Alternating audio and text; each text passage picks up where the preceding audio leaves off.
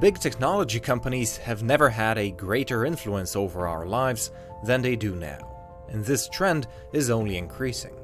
Unsurprisingly, alongside their growing power comes the ever louder public that calls out for antitrust litigation. But, unfortunately for the people, big tech is not going to be broken up. And in this video, we'll see exactly why they'll get away with it. This video is brought to you by Dashlane. Keep all your passwords safe by registering with the link in the description. Before we dive into the specifics, we first have to understand how the law defines a monopoly, and to do that we have to go back 150 years ago, to the end of the American Civil War. When you compare the late 1800s to today, you actually find a lot of similarities. After the war had ended, a slew of new technologies appeared all at once and catapulted businesses into an era of rapid growth. Telegraphs were invented, which allowed for instant communication across the country, while the expanding rail gave industries nationwide reach. In the span of mere decades, the companies that emerged during this time of innovation would grow to tremendous sizes.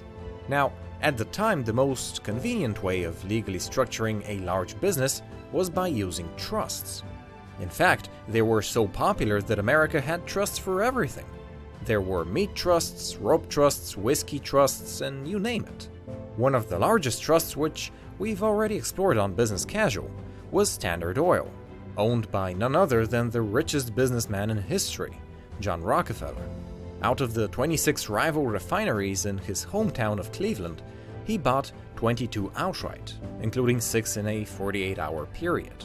It was known as the Cleveland Massacre, and Standard Oil ended up controlling 90% of America's oil through these types of deals. It took America 3 decades to muster the political will to oppose Rockefeller's dominance, and it was President Roosevelt who finally took up the challenge. In 1906, the Department of Justice began an antitrust lawsuit against Standard Oil that was the first of such a grand scale, and whose ruling would determine the future of antitrust in America. It took 5 years for a verdict to be reached, and it was guilty. Standard Oil was in violation of the Sherman Antitrust Act because, and this is key, it restricted trade and inhibited competitors. Thus, Standard Oil was broken up. Interestingly, however, this was just the beginning of an antitrust killing spree. During his presidency, Roosevelt would pursue 45 different cases, while his successor, William Howard Taft, would almost double the number to 80. At the heart of most of these cases was the desire to encourage competition, sometimes even if the company in question wasn't even close to being an actual monopoly.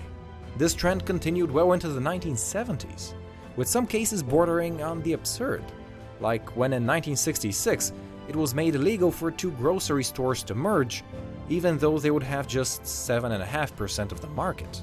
Another funny case came in just a year later when the government stepped in to regulate the pricing of pies in Salt Lake City. It wasn't until the arrival of Ronald Reagan that this absurdity would finally come to an end. As part of his sweeping economic reforms, Reagan also requested a full review of antitrust policy to see what made sense and what didn't. The man who shaped Reagan's antitrust reforms was Robert Bork, perhaps the single most important scholar in antitrust history. In 1978, he wrote a book in which he challenged pretty much all the assumptions of antitrust law that had dominated America for a century. In his eyes, some industries just have a natural tendency to concentrate. Thus, forcing competition onto them could actually just be nothing more than government protection of inefficient businesses, or in the political context of the time, something eerily similar to socialism. The changes he proposed were fundamentally simple. What really matters when asking whether a company should be broken up is not whether it is too big, but whether the consumers would benefit. This principle came to be known as consumer welfare, and it became a viral idea that spread among lawmakers, politicians, and eventually became one of the defining policies that helped elect Ronald Reagan in the first place. Under the new policies, big companies were no longer inherently evil as long as customers were okay. It is under this new and revised antitrust framework that our familiar tech giants would come into play. But this time, we're asking different questions than the ones people were asking John Rockefeller. It's no longer whether Apple, Facebook, Google, or Amazon are too big. So what are the questions that are being asked?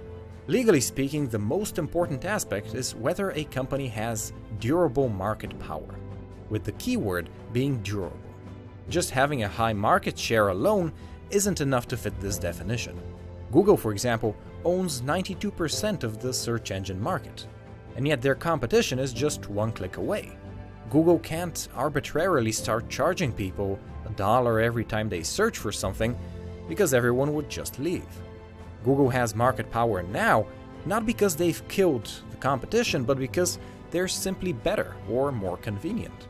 The exact same logic can be applied to Amazon as well.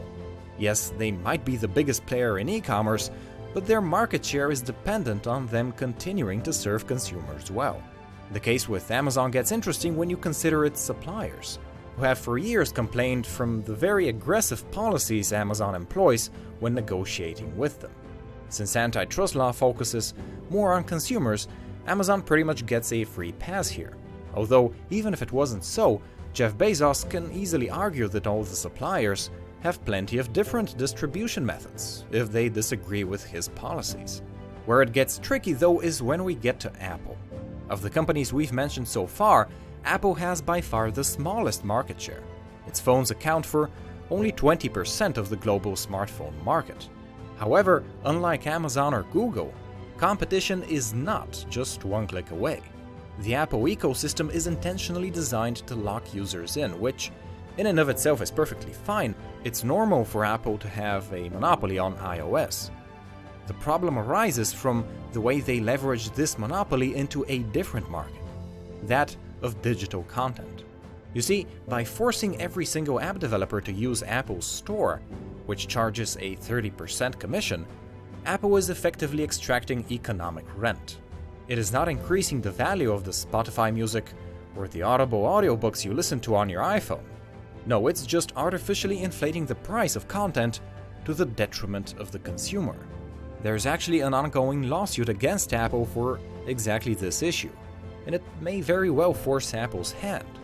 But at the end of the day, you can't really break up the iOS ecosystem, so the best outcome here is that Apple just get to charge a more reasonable commission on their App Store.